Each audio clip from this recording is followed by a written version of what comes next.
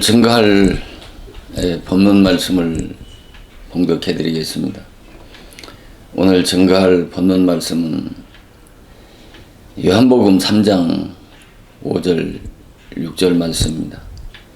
요한복음 3장 5절 6절 말씀을 봉독해 드리겠습니다. 예수께서 대답하시되 진실로 진실로 내게 이르노니 사람이 물과 성령으로 나지 아니하면 하나님 나라에 들어갈 수 없느니라. 육으로 난 것은 육이요 성령으로 난 것은 영이니. 아멘.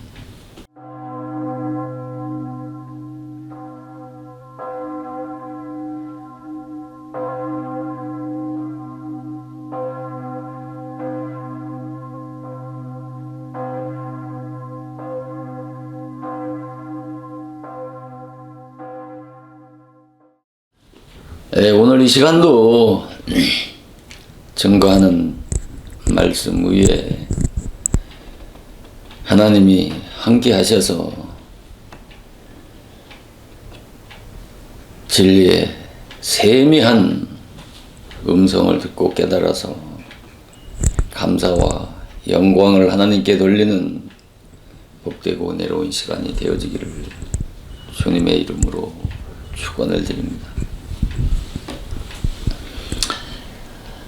여러 시간 이 요한복음 3장 5절 말씀을 기반으로 해서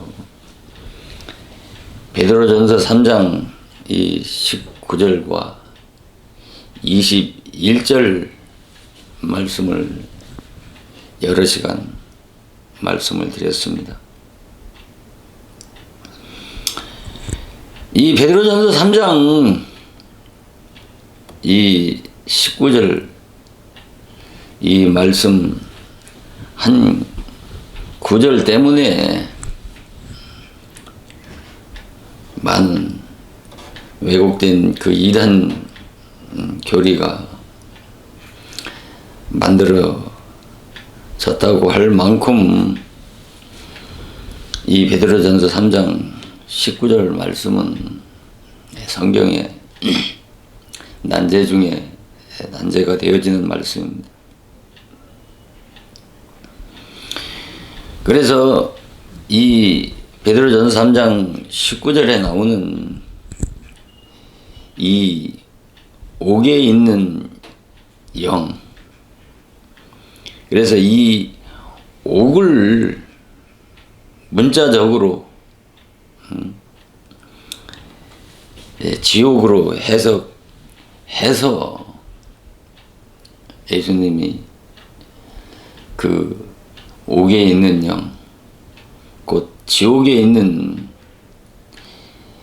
영혼들에게 복음을 전파했다고 하는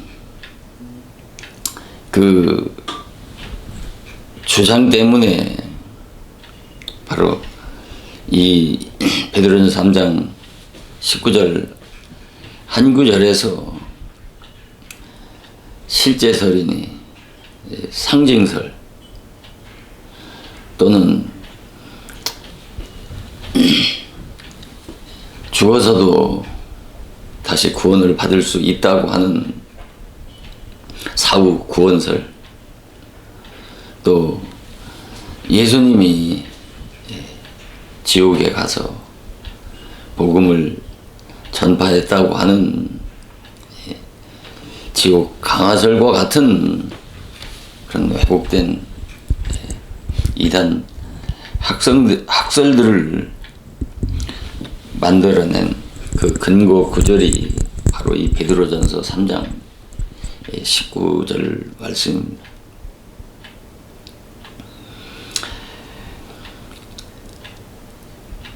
자, 우리가 이 옥이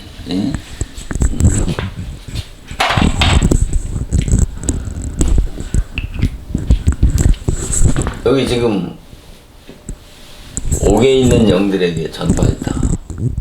그가 예수님이 영으로 가셔서 옥에 있는 영들에게 전파했다고 하는 이 옥을 이 원어에서는 헬라어로는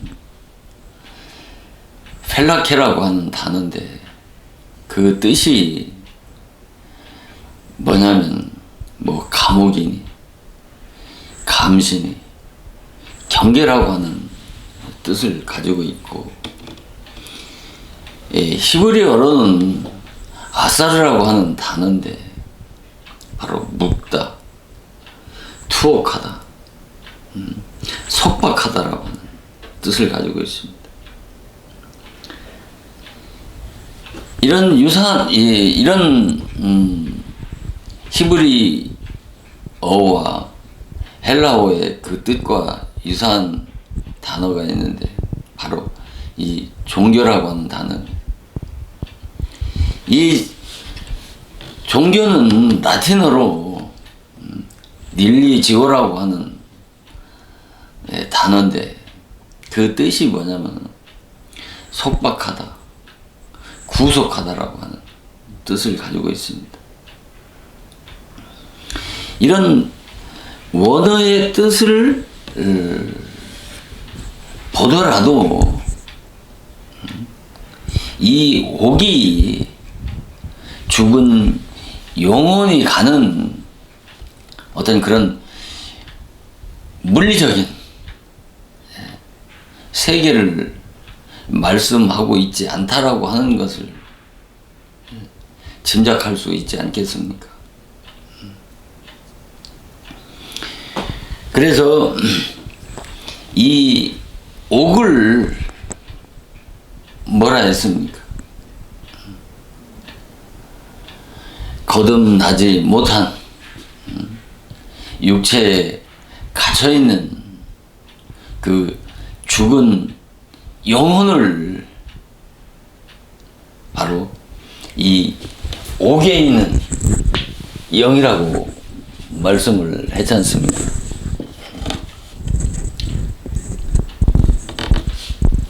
거듭나지 못한 육체에 갇혀있는 죽은 영혼이 옥에 있는 영인데, 이것을 좀 더 쉽게 풀어서 말씀을 드린다면, 이 옥에 있는 영은 지금 육체가 살아 있는 자들 가운데 아직 거듭나지 못한 죽은 영혼인데, 그들은 곧 그 물세례 아래서 죽음을 체험한 자가 예수 그리스도를 간절히 사모하는 그런 영적 상태 아래 있는 자를 뭐라? 이 옥에 있는 영이라고 말하는 것입니다. 그러면 물세례 아래서 거듭나지 못한 자들 가운데 이 물세례 아래서 죽은 자들, 물세례 아래서 죽음을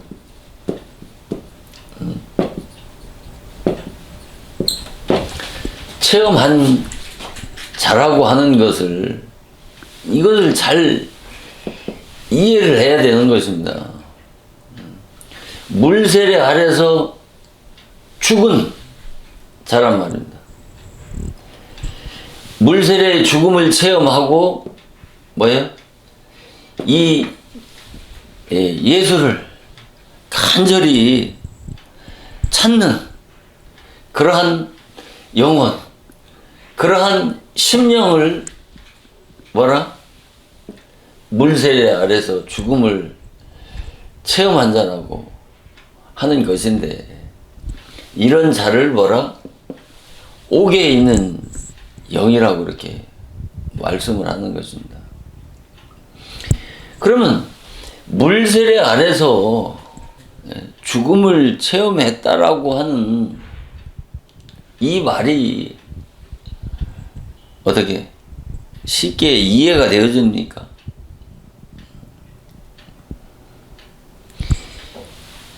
이 옥에 있는 영이 물세례 아래서 죽음을 체험했다고 하는 이 말을 쉽게 이해할 수 있는 수준에 있는 기독교인이라면 성경의 그 모든 난제들을 이해하고 깨달을 수 있을 만큼의 영적 수준에 있는 자라고 할 수 있을 만큼 그렇게 쉽게 이해되어지지 않는 말씀일 수밖에 없는 것입니다.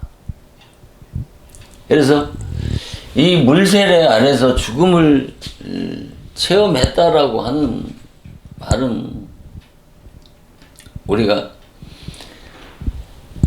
마태복음 3장 11절에서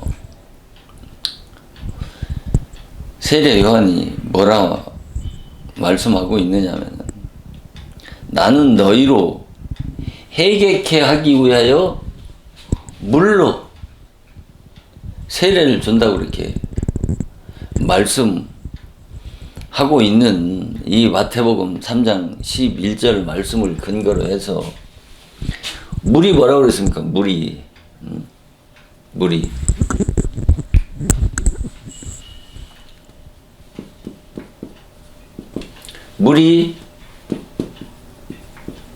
세례라는 거 아닙니까? 물이 세례고, 이 세례가 뭐라?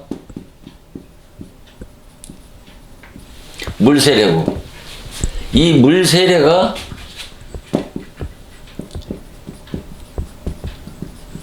회개 세례라고 하는 것입니다.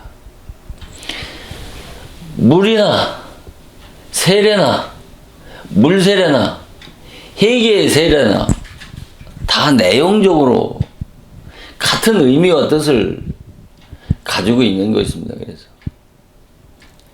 그래서 예수님이 물과 성령으로 거듭나야 하나님의 나라에 들어갈 수 있다고 하는 이 물이 뭐라? 세례니 물 세례니 회개의 세례라고 이렇게 말하는 것입니다. 그러니까 우리가 물이 무엇이냐라고 하는 것에 대해서 학자들 간에 각기 다른 주장들이 참으로 많습니다. 그 대표적인 것이 물은 성령이다. 또 물은 말씀이다. 또 물은 세례다.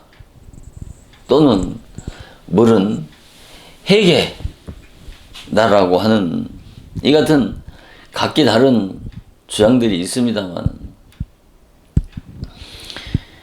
이 물은 바로 물 세례를 말씀을 하는 것입니다. 그러면 왜 물 세례냐는 것이죠. 물 세례냐는 것이죠. 자, 여러 시간 말씀을 드렸잖아요. 자, 물은 씻는 거잖아요. 응? 물은 씻는 거지 않습니까? 그리고 세례는 이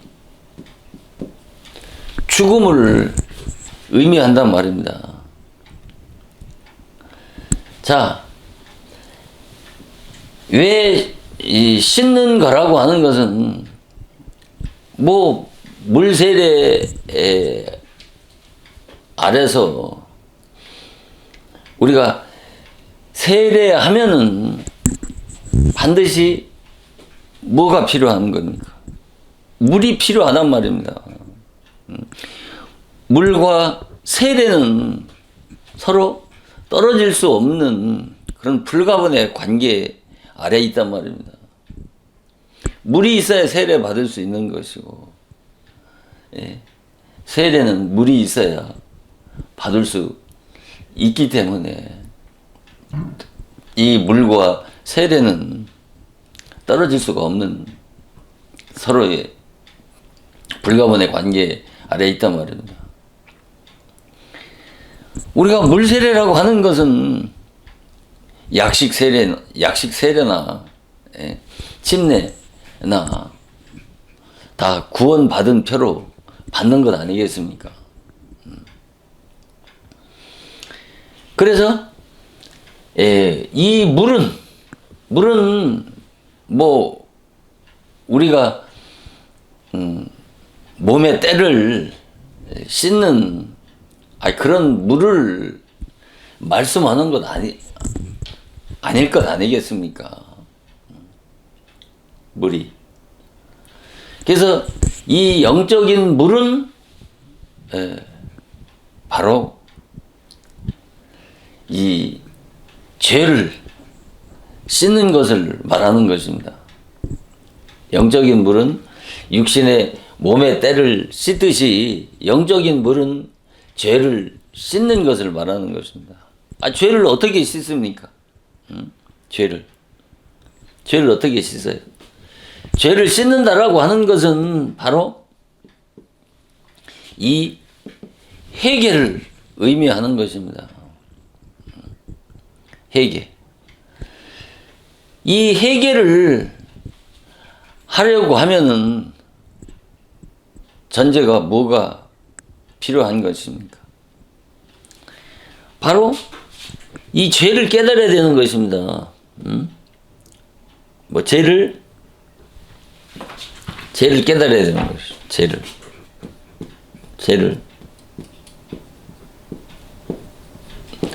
죄를 깨달아야 되는 것입니다. 이 죄를 어떻게 깨닫습니까? 죄를 어떻게 깨달아? 뭐가 있어야 깨달을 수 있습니까? 바로 이 율법이 있어야 죄를 깨달을 수 있는 것이죠. 율법이 있어야. 지금 이 물세례의 죽음을 체험한 자가 옥에 있는 영이라고 말씀을 드리면서 왜 옥에 있는 영이 물세례 아래서 죽음을 체험한 자인가에 대한 말씀과 함께 예수님이 왜 성령만이 아니고 물과 성령으로 거듭나야 하나님에 들어갈 수 있다고 하는 이 전자의 물의 역사에 대해서 지금 말씀을 드리는 것이란 말입니다. 이만큼 이 물의 역사가 중요한 것이란 말입니다. 물의 역사가 이와 같이 광범위하단 말입니다. 그러니까 이 물은 씻는 것을 말하는데 영적인 물은 바로 회개를 말하는 것입니다. 회개를 하는 것을 이 죄를 씻는다고 하는 것이고 회개를 해야 죄를 씻을 것 아닙니까? 회개를 해야. 그런데 이 회개의 전제가 뭐예요?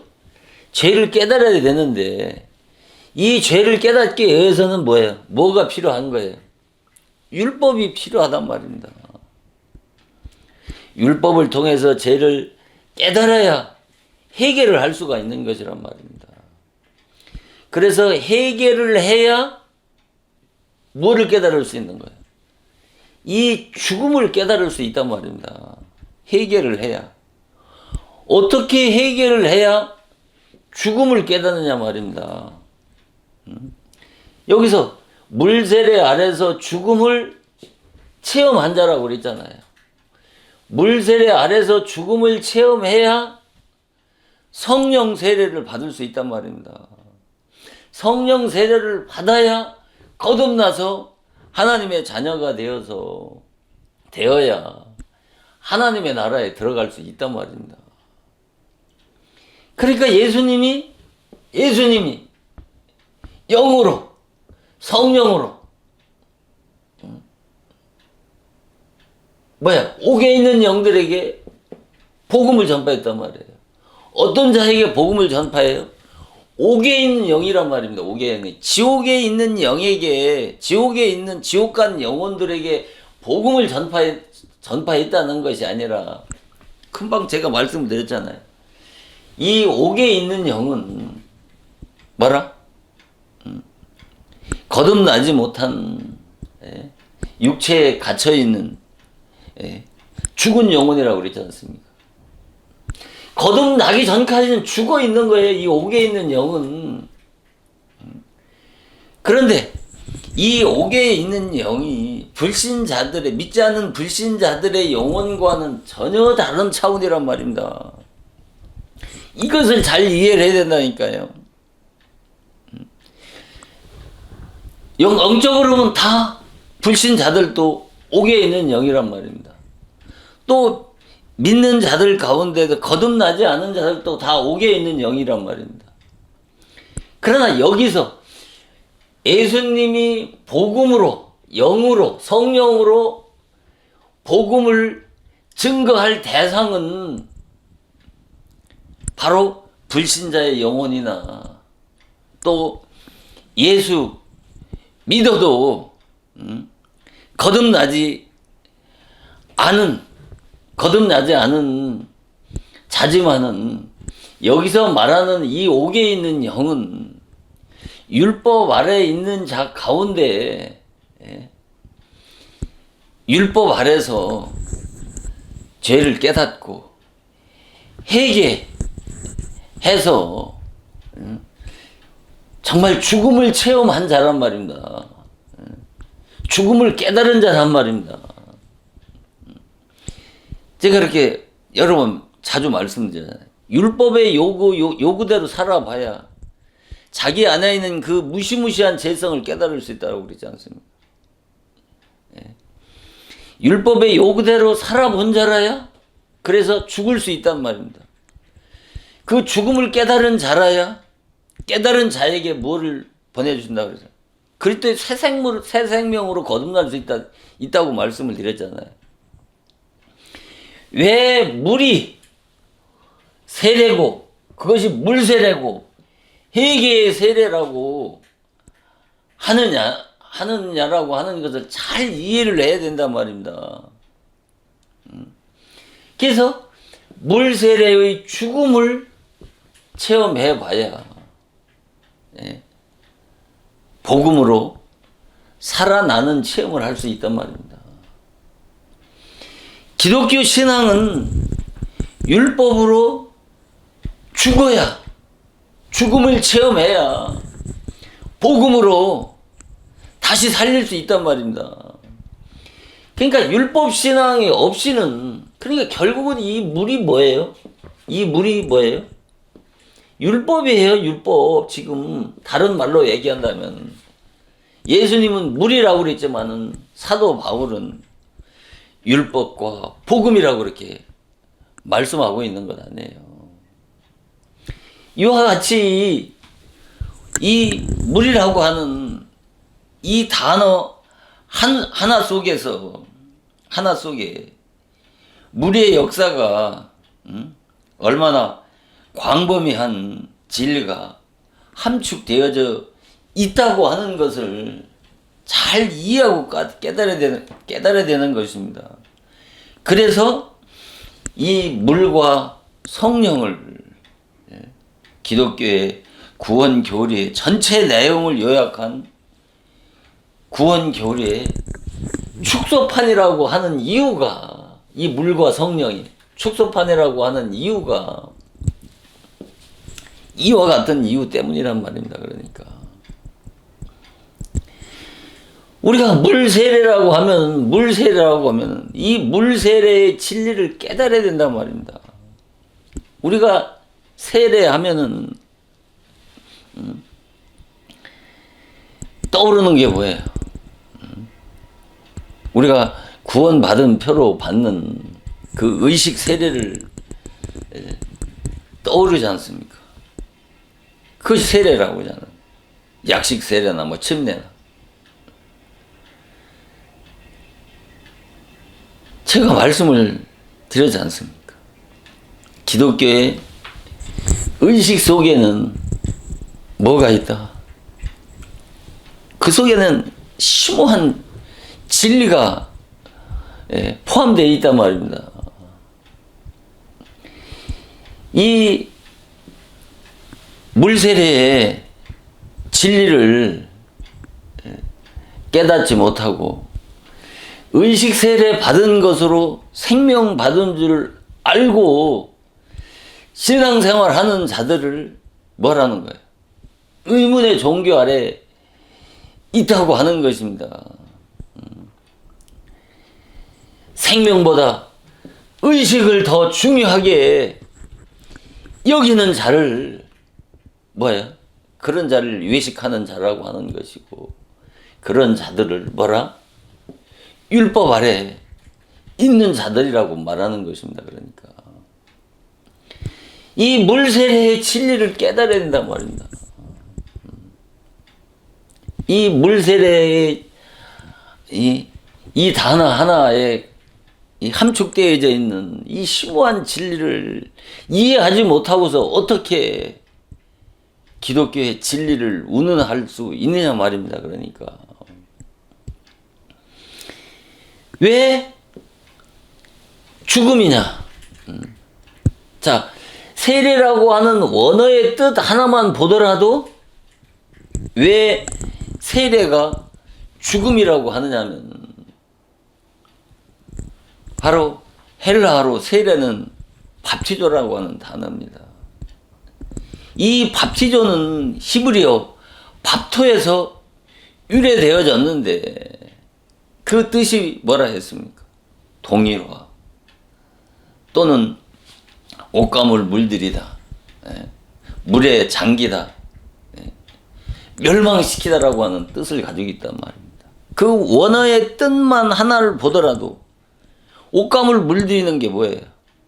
옷감을 물들이면 기존의 색상은 전혀 찾아볼 수 없이 전혀 다른 모습으로 바꿔지잖아요. 물에 잠기다. 아니, 물에 왜 들어가요? 물에 잠기는 것은 뭐예요? 우리가 침대 받을 때 물속에 머리까지 완전히 잠그잖아요. 그 죽음을 의미하잖아요. 다시 올라오는 것은 부활을 의미하지 않습니까? 그 세례의 뜻 하나에도, 그리고 멸망시키다. 멸망시킨다는 것은 뭐예요? 멸망시키다. 그게 죽음을 의미하는 거 아니겠습니까? 동일하라고 하는 것은 뭐예요? 예수 그리스도의 죽음.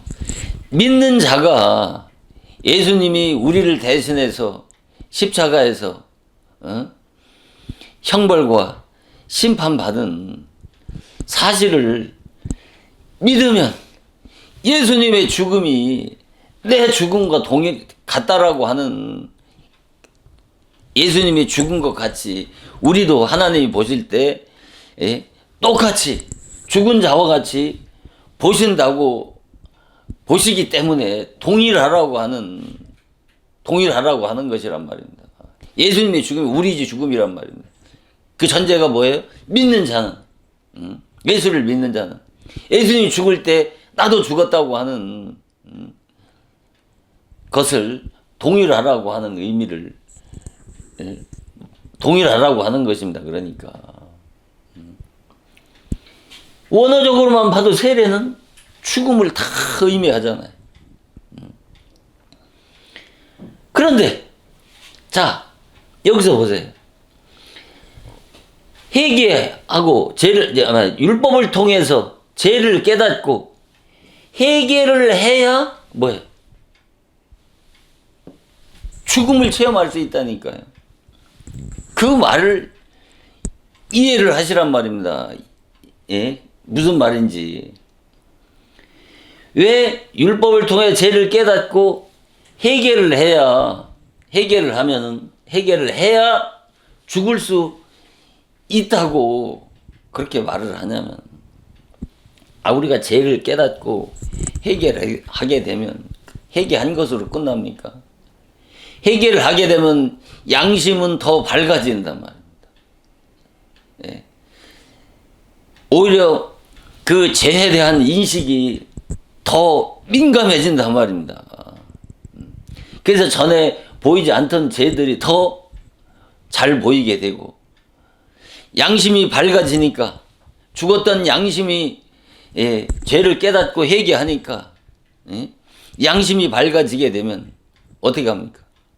자기 죄가 잘 보일 뿐만 아니라 자기 안에 올라오는 그 죄의 정욕, 끊임없이 샘물과 같이 자기 안에서 올라오는 그 죄의 정욕에 대항해서 싸우겠습니까? 안 싸우겠습니까? 싸울 것 아닙니까? 그러면 싸우면 그 싸움에서 이길 수 있습니까? 그 싸움에서 싸우면 회개하면 끝나는 거지요. 성령이 필요 없죠. 물의 역사로 끝날 수 있는 것이죠. 성령의 사역이 필요 없는 거예요. 이 물의 역사는 성령의 사역과 전혀 다른 거란 말입니다. 이 물의 역사는 종의 영의 역사라니까요. 이 종의 영의 역사와 이 성령의 역사는 전혀 다른 거예요. 이 성령을 요한복음 14장에서 뭐라 말하죠? 또 다른 보혜사란 말입니다. 진리의 성령이란 말입니다. 여기서 말하는 게 진리의 성령이에요. 또 다른 보혜사란 말입니다. 이 종의 영하고 다른 거예요. 이 종의 영의 역사와 이 성령의 영의 역사, 또 다른 진리의 성령의 역사를, 이 두 영의 역사를 명확하게 분별해야 된단 말입니다. 오늘날 다 뭐예요? 신비한 기독교 안에서 체험하는 그 신비한 영적 역사가 나타나면은 다 성령의 역사라고 그러잖아요. 왜 그러냐면 이 영하면 성경에서 전부 다 푸뉴마로 말씀하고 있기 때문에 그런 것이란 말입니다.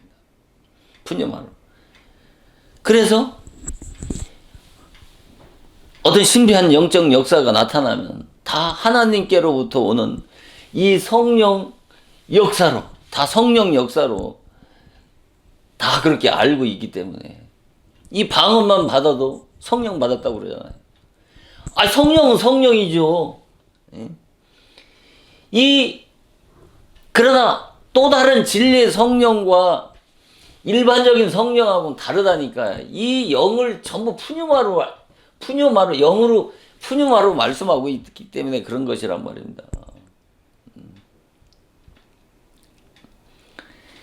나중에 이 성령론에 대해서 좀 더 상세하게 말씀을 드리도록 하고, 자, 여기서 해결을 하게 되면, 율법을 통해 죄를 깨닫고 해결을 하게 되면 뭐예요? 자기 안에 올라오는 그 죄의 정욕에 대항해서 피 터지게 싸우게 되면 그 죄를 이길 수 있습니까? 거듭나지 못한 인간이 죄를 이길 수 있느냐 말입니다. 그 죄를 이길 수가 없는 것입니다. 그래서 성령의 사역이 필요한 거예요. 우리 안에 성령이 오셔야 되는 거예요. 그걸 거듭났다라고 그러는 거예요. 거듭날 때, 예수를 믿을 때 거듭나는 것이고, 이 성령은, 그 믿음과 성령은 내 의지로 믿을 수 있는 것이 아니고 위로부터 주시는 것이란 말입니다. 누구에게 줘요? 이 옥에 있는 영들, 물세례에서 죽은 자들에게 보내주시는 거라니까. 아무에게 보내주시는 게 아니란 말입니다.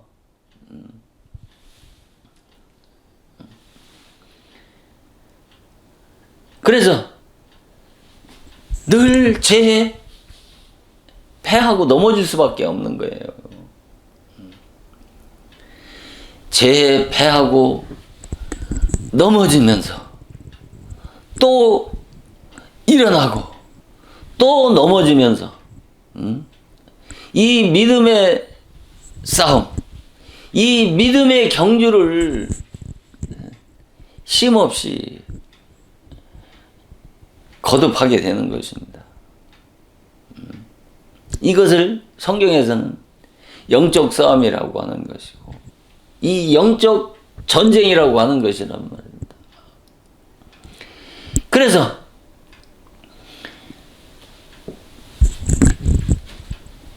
그렇게 되다면 자기 자신에 대해서 적나라하게 볼 것 아닙니까?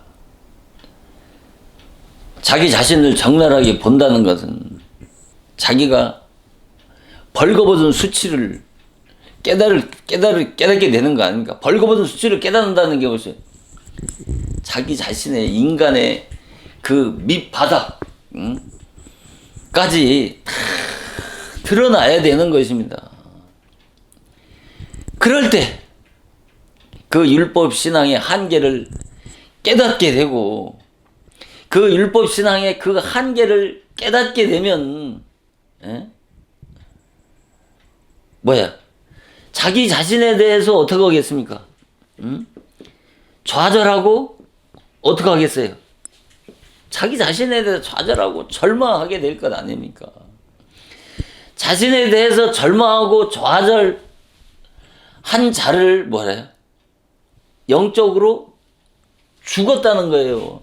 그래서 물세례 아래서 죽은 자라고 하는 거예요. 물세례 아래서 죽어야, 물세례에서 이 죽음을 체험해야, 지금 물세례 아래서 죽음을 체험한다는 게 이게 평생이 걸릴 수도 있는 것이고, 내가 얼마만큼 자기 안에 있는 죄와 피 터지게 그 싸움의 분량에 따라서 그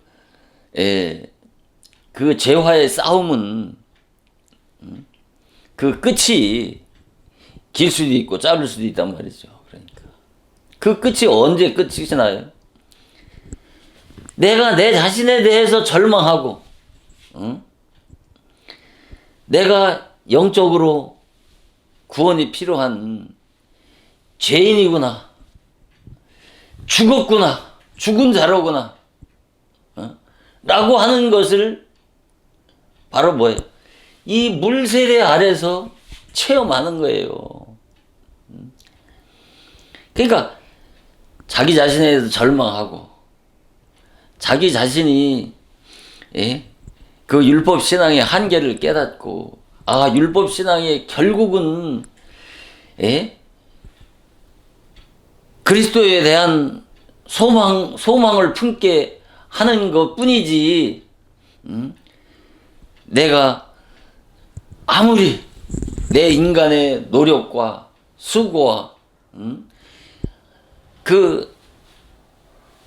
애쓸수록 뭐만 드러나는 거예요? 인간의 그 허물과 죄만 드러나서 뭐를 만드는 거예요? 바로 이 죄인을 만드는 거예요. 이 죄인. 그래서 이 옥에 있는 영이 뭐예요? 죄인이란 말입니다. 죄인. 내가 어떤 죄인이라고 하는 것을 철저하게, 처절하게 깨달은 자란 말입니다. 그 자가, 그래서 물세례 아래서 죽음을 체험한 자가 옥에 있는 영이란 말이에요. 이런 자에게 뭐를 한다는 거예요? 이런 자에게 예수님이 찾아가셔서 복음을 전한다고, 증거하신다고 하시는 말씀이란 말이에요. 그래서 현재 육체가 살아있는 자 가운데, 뭐라? 바로 물세례 아래서 죽음을 깨닫고 체험한 자를 바로 옥에 있는 영이란 말입니다. 그래서 예수님이 잃어버린 양을 찾아서 구원하려 함이라. 구원하러 오셨다고 그러잖아요. 잃어버린 자를 찾아서 구원하러 오셨다고 그러잖아요.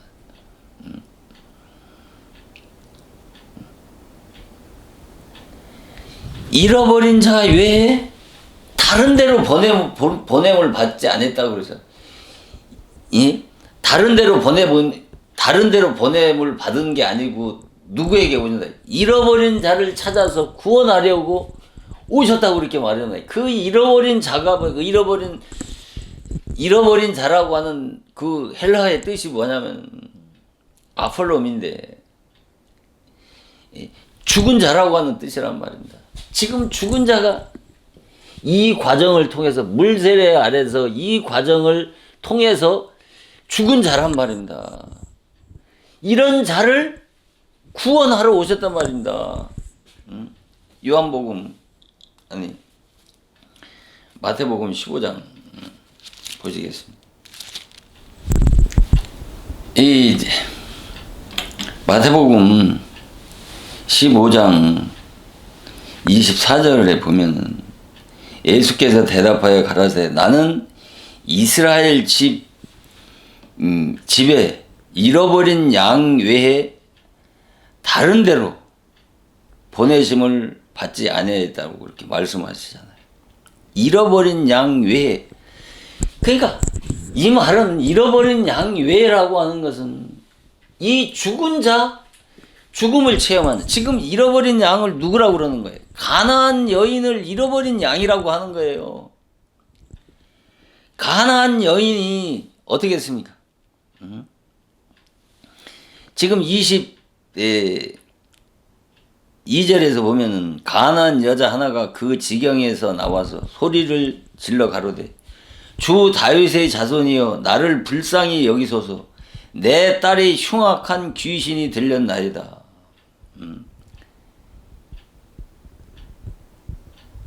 소리를 질러. 이 소리를 지른다라고 하는 것은, 그러니까 얼마나 시끄러우면 23절에 예수는 한 말씀도 대답지 아니하시니 제자들이 와서 청하여 가로되 이 여자가 우리 뒤에서 소리를 지르오니 보내소서. 얼마나 시끄럽게 부르짖었으면 어떻게 제자들이 예수님과 그 제자들 다른 군중들 앞에 먼저 내어 보내라고 그렇게 말씀을 했겠습니까? 이것은 무엇을 말씀하겠습니까? 그 부르짖는 그 간절함이 어떠했다라고 하는 것을 말씀하시는 것 아니겠습니까? 그러니까 지금 제가 말씀을 드렸잖아요. 이 현재 육체가 살아있는 거듭나지 못한 죽은 영혼인데 물세례 아래서 죽음을 체험한 자가 그리스도를 간절하게 부르짖는 자라고 그랬잖아요. 그러니까 지금 이 가나안 여인의 영적 상태는 뭐예요? 지금 옥에 있는 영과 똑같은 거예요. 그 간절함이, 영적 상태가 옥에 있는 영이고 물세례 아래서 죽음을 체험한 자란 말입니다. 그래서 이 자는 율법을 통해서 가나안 여인, 무슨 창녀나 무슨 이방 여인을 얘기하는 게 아니라니까요. 이방 여인, 왜 이방 여인이라고 하는 걸 잘 이해를 해야 돼요. 이방 여인이라고 하니까 저 믿지 않는 불신 세계의 창녀로 보증하는 그게 아니라니까요. 다 믿는 자들이란 말이에요. 예수를 믿는 자들이에요. 하나님을 아는 자들이라니까요. 그런데 이 자는 다 믿는 자들이란 말이에요. 성경은 전부 믿는 자들을 얘기하는 거예요. 믿는 자의 멸망과 구원을 얘기하는 거예요. 교회 안에 들어와 있는 자들, 저 불신 이방의 세계의 사람들을 들어서 지금 말씀하는 게 아니란 말입니다. 그러니까 교회에 나와서 율법을 통해서, 교회에 나오면 먼저 율법 교회 안에 들어와서 율법의 사명자를 통해서 율법의 말씀으로 양육을 받아야 된다니까. 왜 양육을 받아요? 율법 아래 들어와야 된단 말이에요. 이 물의 역사가 없으면 성령으로 거듭날 수 없는 것처럼 왜 율법 아래 갖다 집어넣습니까? 율법을 통해서 죄를 깨닫고 해결을 해야 내가 죽은 자라고 하는 것, 구원이 필요한 죽은 자라고 하는 것을. 아니 예수님의 생명이 왜 필요합니까? 죽은 자를 살리는 거예요. 기독교의 구원 역사는, 예수님의 사역은, 물의 역사는 죽은 자를 살리는 것이란 말입니다. 죽어야 죽은 자를 살리는 거 아니에요. 예. 이 율법을 통해서 내가 죽음을 체험하고 깨달아야 되고, 내가 어떤 죄인이라고 하는 것, 내 자신이 절망과 좌절에 그런 영적 상태에 있다고 하는 것이 전제가 뭐예요? 율법이고, 그것이 율법을 통해서 죄를 깨닫고 해결을 해야 이 죽음과 절망과 내가 얼마나 악한 죄인이라고 하는 것을 깨달을 것 아닙니까? 그렇기 때문에 옥에 있는 옥에 있는 영이 바로 뭐라 그랬습니까? 물세례 아래서 죽음을 체험한 자라고 이렇게 말씀을 하는 것이란 말입니다.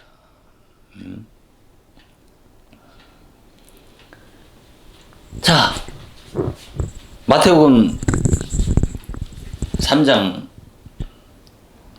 11절에 자, 보세요. 아까 제가 히브리어로 옥이 뭐라고 했어요? 히브리어로 히브리어 속박하다, 투옥하다, 묵다. 또 종교는 뭐예요? 닐리지오인데 뭐라고 그랬습니까? 속박하다, 구속하다라고 하는 뜻을 가지고 있다고 그러지 않습니까? 그리고 그 헬라어로는 감옥, 감시, 경계란 말이에요. 자, 그 단어가 지금 어떻게 된 거예요? 그 단어가 지금 옥에 있는 영들이란 말이에요. 그러니까 지금 전부 여기 지금 이게 성령으로 거듭나기 전에 그 영적 상태 아래 있는 자의 그 영적 상태를 옥이 원어적으로 보니까 어떻게 해요? 전부 그렇잖아요. 지금 다 이걸 종교 아래에 있다라는 거예요. 이걸 지금 종교 아래에 여기에서 지금 법 아래 전부 어떻게 해요? 묶여 있는 거예요. 그러니까 율법이 뭐예요? 율법 아래서 그 죄로 인해서 이렇게 속박당하고 구속당하고 또 감옥에 영적으로 내 육체에 갇혀 있으니까, 응? 율법 아래 갇혀 있으니까 그 율법의 감옥에 지금 다 갇혀 있는 상태란 말입니다. 응? 그러니까 옥이라고 하는 뜻이나 종교라고 하는 그 라틴어의 뜻이 구속하다, 속박하다. 그 뜻과 전부 다 일맥상통하잖아요. 그러니까 지금 이 상태, 옥에 있는 영이 지금 이 상태 아래 있는 거예요. 이것을 뭐라? 이것을 종교, 이것을 종교 아래에 있다고 하는 거예요. 의문의 종교 아래 있는 상태란 말이에요. 자, 지금 율법을 통해서 죄를 깨닫고 회개하지 않은 자들 또 다 종교 아래에 있는 거예요. 그런데 지금 옥에 있는 영이나 물세례에서 죽음을 체험한 자는 율법을 통해서 죄를 깨닫고 회개해서 자기 자신에 대해서 절망하고 좌절해서 율법신앙의 한계를 깨닫고, 그 율법신앙이 결국은 죽음이라고 하는 것을 깨달은 자란 말이에요. 그래서 자기 자신이 절망적인 죄인이라고 하는 것을 처절하게 깨달은 자를 말하는 거예요. 그러나 지금 영적 상태에서 이 상태까지 성장하지 못한 자란 말. 못한 자는 뭐예요? 못한 자도 다 종교 아래에 있어요. 있는데 하나님은 이런 자를 뭐래요? 잃어버린 영혼을 뭐라고 해요? 내 양이라고 하는 거예요. 왜? 이 자는 구원 안에 들어와 있지 못하지만, 자,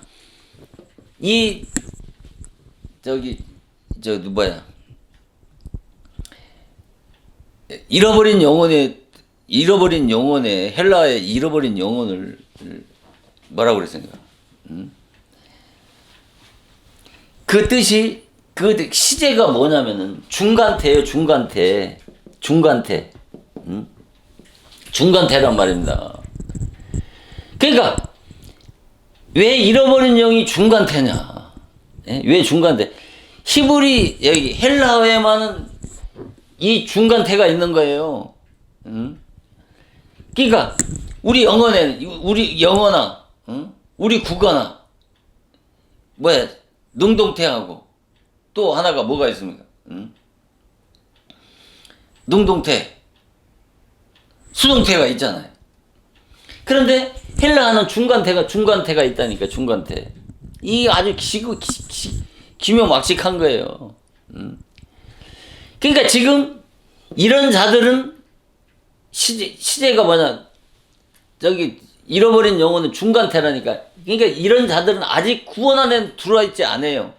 구원 안에 들어와 있지도 않고 율법 안에 있지도 않은 거예요. 그러니까 율법 아래 있지만은 율법 아래서 구원을 받을 수 있도록 준비되어진 영적 상태가 있는 거예요. 영적 상태 아래 있는 거예요. 그러니까.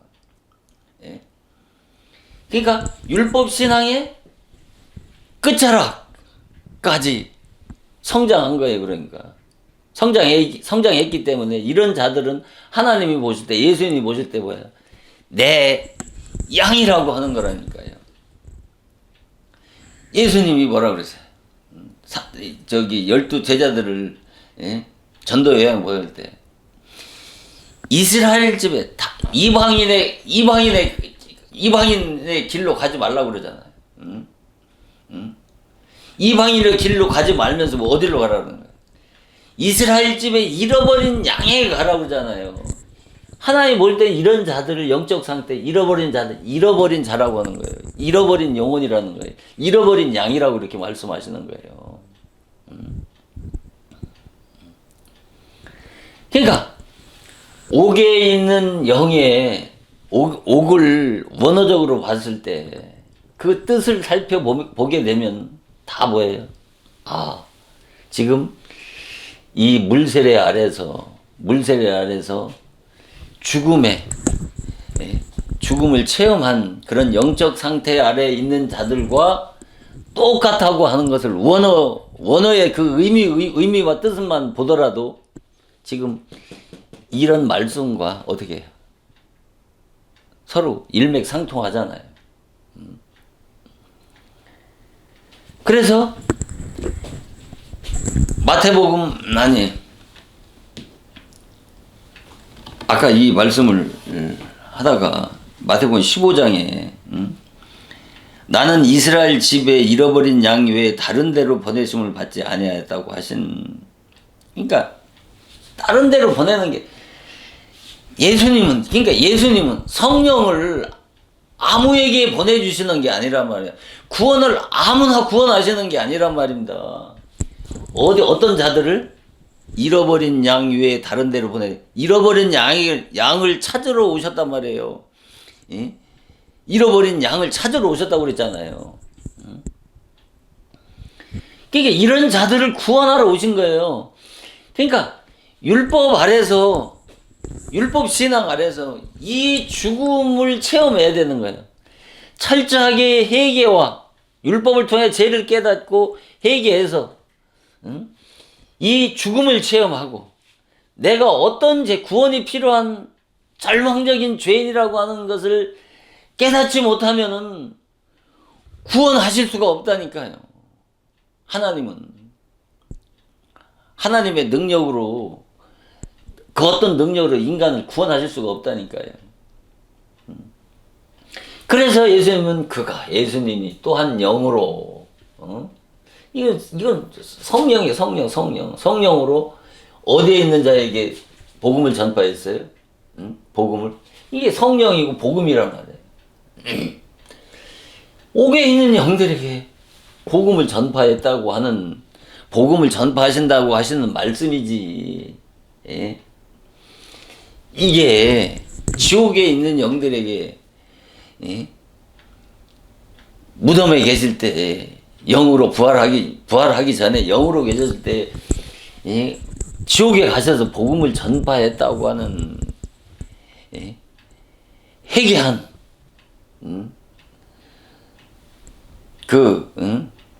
회개망측한 예, 말도 되지도 않는 이 주장들을 하는 이유가 다 뭐예요? 이것을 옥을 물리적인 그런 죽은 영혼이 가는 물리적인 세계를 물리적인 장소로 보기 때문에 그런 것이란 말입니다. 그러니까 이게 이 진리를 모르고 어떻게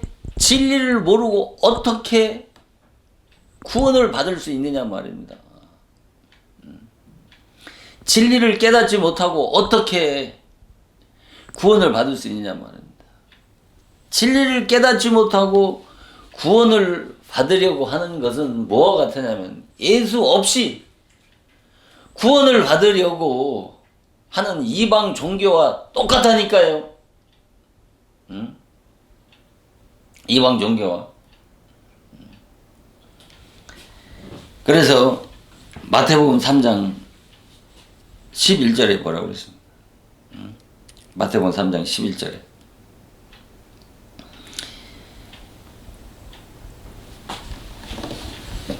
그가 나는 너희로 회개케 하기 위하여 물로 세례를 주거니와 내 뒤에 오시는 이는 그 예수님은 바로 그분의 신을 들기조차도 감당할 수 없다고 하시면서 그 예수님은 뭐로? 물과 성령으로 세례를 주실 것이라고 그렇게 말씀하시잖아요. 그러니까 세례 요한은 뭐예요? 세례 요한은 율법의 사명자란 말입니다. 그 율법을 통해 세례 요한의 사명 율법의 사명자인데 그 율법을 통해서 뭐를 만드는 거예요? 죄인을 만드는 거예요. 죽게 만드는 것이란 말입니다. 율법은 죄인을 만드는 것이란 말입니다. 율법교회는 율법의 사명자는 죄인을 생산한단 말입니다. 율법교회는 죄인을 만들어내는 양산해내는 공장이라니까요. 그 죽은 자를 만들어내는 곳이란 말입니다. 율법교회는 율법의 사명자들은.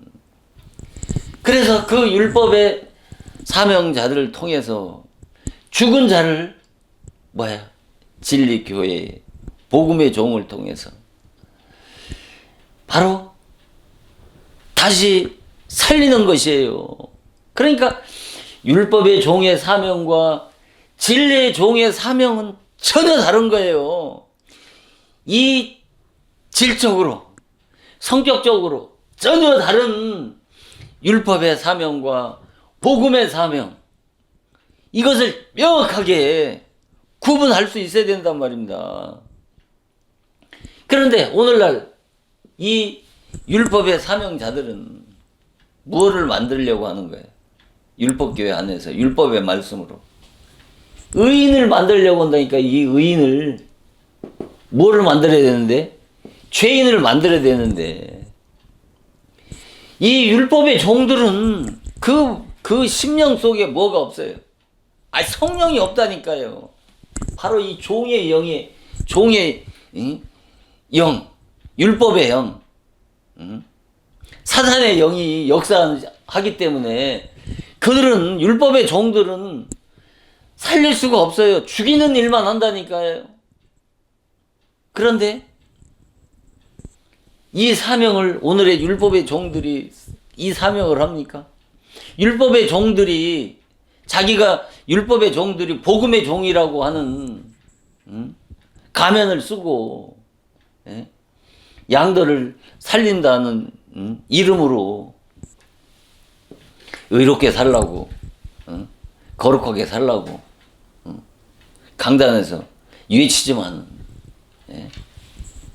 그게 되느냐고요. 의롭게 되더냐고요. 자기들은 의인을 만들 수가 없는 거예요. 율법의 의인은 만들 수 있을런지 모르지만 진리의 의인, 거듭난 의인, 하나님의 자녀, 천국 백성은 예수님의 제자인 사도들과 진리의 종, 복음의 종들의 사역이란 말입니다. 그러니까 이 땅에는 두 종류의 교회밖에 없는 거예요. 율법교회와 진리교회. 율법의 종과 진리의 종.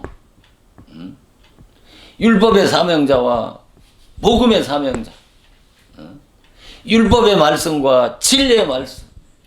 이것을 분별하란 말입니다. 이것을 분별해야 돼요? 못해야 돼요? 이것을 분별하지 못하면 이것은 저주요 재앙이라니까요. 구원을 받을 수가 없다니까요. 이것은 아니 집을 지려면 설계도 도면을 보지 못하는 자가 어떻게 그 설계도에 합당한 집을 지을 수가 있어요.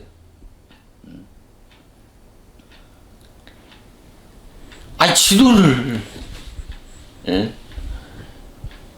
보지 못하고 어떻게 목적지를 갈 수 있느냐 말입니다.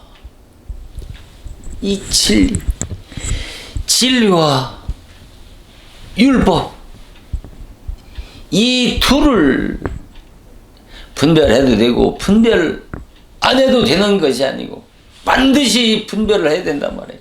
이래야 내가 율법의 종인지 복음의 종인지 율법 교회인지 진리 교회인지 또 뭐예요? 율법의 말씀과 진리의 말씀을 분별해야, 이걸 분별해야 이게 마귀의 시인 이스마엘을 낳는지 진리의 시인 이삭을 낳는지, 내가 하갈 교회인지 사락 교회인지 이스마엘의 사명인지 이삭의 사명인지, 내가 율법의 씨를 낳는지 율법의 씨인 이스마엘을 낳는지 진리의 씨인 이삭을 낳는지, 이런 걸 분별하지 못하고 어떻게 전부 다 두리뭉실이잖아요. 어떻게 지도자가 될 수 있고 양의 영혼들을 살리냐 말입니다. 다 깨달아내는 거예요. 율법과 복음을 다 깨달아내는 거예요. 두 증인이 따른 게 아니에요. 두 증인이 율법과 복음을 깨달은 자가 두 증인이라니까요. 그 자가 복음의 종이라니까요.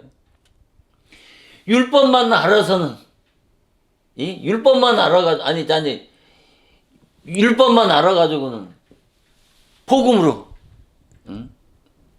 천국 백성을 낳을 수가 없단 말입니다. 복음만 알아가지고는 이 복음으로 거듭나게 하는, 복음나게 할 수 있는, 복음을 받을 수 있도록 준비를 시킬 수가 없단 말입니다. 율법 아래서 복음을 준비를 해야, 복음을 받을 수 있도록 준비가 돼야 성령으로 거듭날 수 있단 말입니다. 거듭나게 할 수 있단 말입니다. 그러니까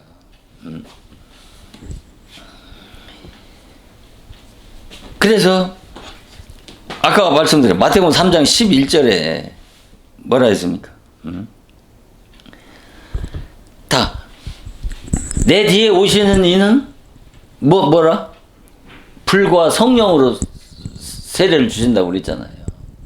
왜 불과 성령이에요? 불세례란 말이에요. 불세례 아래서 왜 불과 왜 불과 성령으로 세례를 준다고 했느냐면 물 세례 아래서 이와 같은 과정을 거친 그 영혼을 성령으로 다시 살린단 말입니다. 율법을 통해서 이스라엘 백성들이 광야에서 고난 받은 것은 그것을 불세례라고 하는 거예요. 불세례의 고난과 연단을 통과해야 어떻게 해요? 성령 세례로 거듭날 수 있기 때문에 불과 성령으로 세례를 주신다고 그렇게 말하다. 그 말, 마태복음 3장 11절 말씀이 똑같이 뭐예요?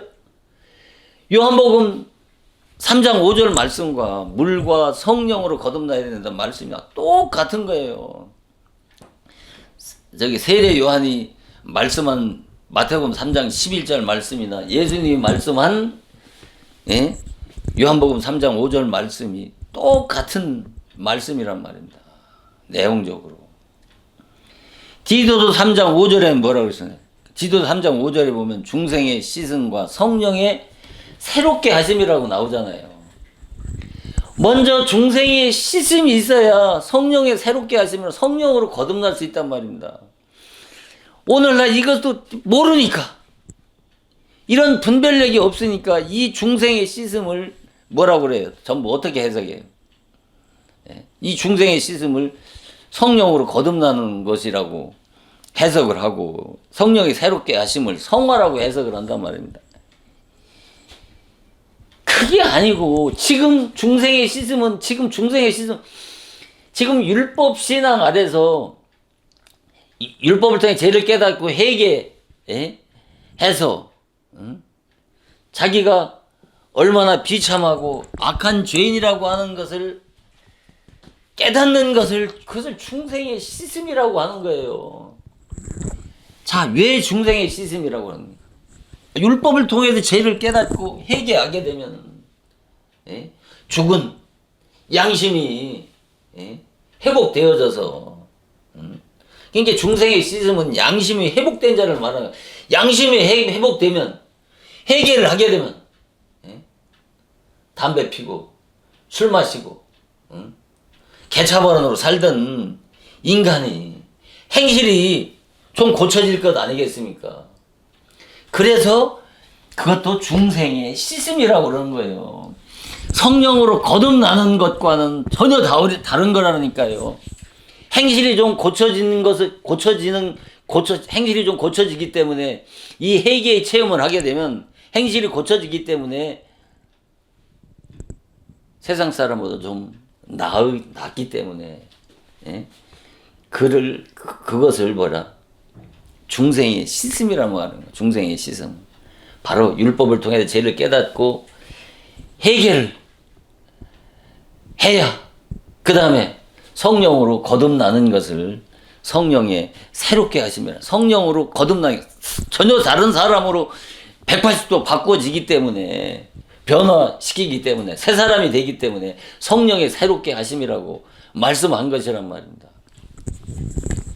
얼마나 진리를 왜곡을 합니까? 기독교 이단들만 성경을 왜곡합니까?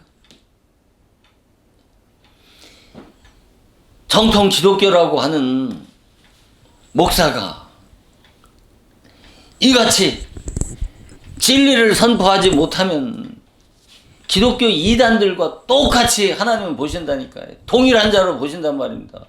왜? 기독교 이단들만 진리를 왜곡합니까? 자기들은 진리를 왜곡 안 하냐고. 이 중생의 씻음이나 이 성령의 새롭게 하심이나 아니 지금 이 옥의 옥에 있는 영들을 전부 죽은 영혼이 가는 그 물리적인 장소로 보는 자들이나 이것을 제대로 해석하지 못하는 자들이나 아니 양들을 제대로 양육하고 가리키지 못하기 때문에 아니 똑같은 하나님은 똑같이 보시는 거예요. 거듭나지 못하니 이방인이나 믿는 종교인이라 할지라도 기독교인이라 할지라도 유대인이라 할지라도 다 어떻게 해요? 바로 육신에 속한 땅에서 난 그 이방인과 다 어떻게 해요? 통일하게 보신다니까요. 똑같다니까요. 유대인들이 종교를 가지고 있다고 해도 기독교인들이 예수를 믿었다고 해도 거듭나지 못하면 유대인이나 이방인이나 기독교인이나 한 부리에 묶어서 바로 죄인이라고 하나님은 정죄하시는 것이란 말입니다. 그래서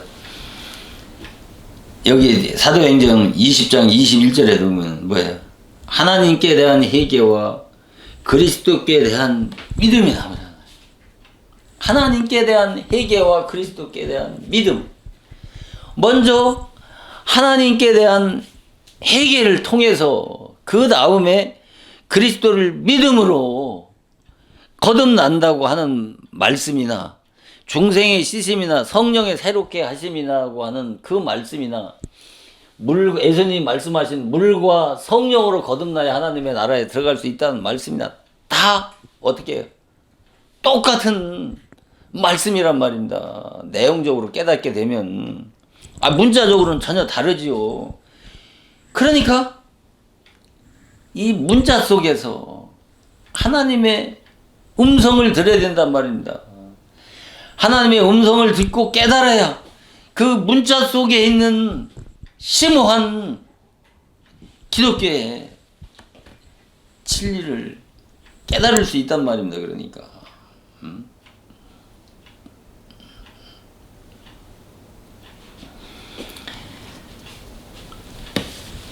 자,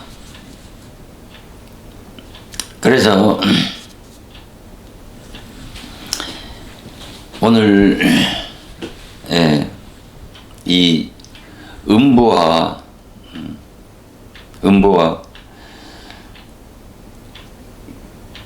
사망에 대한 말씀을 전하려고 했습니다만, 오늘 이 베드로전서 3장 19절 말씀을 여러 시간 말씀을 드렸지만 좀 더 디테일하게 말씀을 드리다 보니까 시간이 많이 지나서 다음 시간에 말씀을 전하도록 하고, 오늘은 여기까지 말씀을 전하고 말씀을 마치도록 하겠습니다. 잠깐 기도하시겠습니다.